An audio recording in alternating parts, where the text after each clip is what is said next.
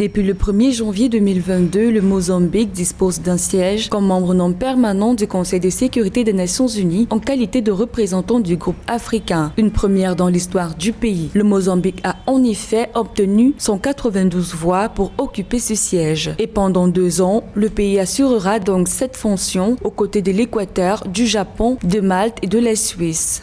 C'est une victoire diplomatique pour ce petit pays d'Afrique australe, talonné essentiellement entre son grand voisin sud-africain et un passé lugubre, fait de guerre civile juste après son acquisition de l'indépendance en 1975.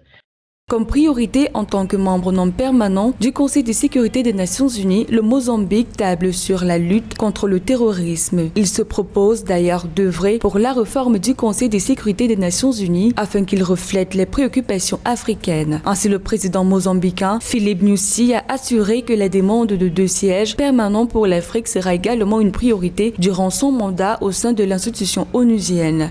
Il faut aussi déjà rappeler que le Mozambique a été contrarié par une guerre civile menée par le Renamo contre le gouvernement élu de l'héritage colonial portugais en tant que tel.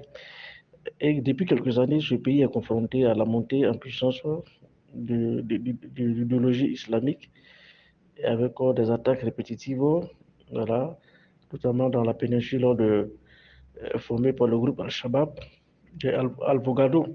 Donc voilà autant de dirigeants aujourd'hui qui ont su un enjeu important avec une telle place au Conseil de sécurité.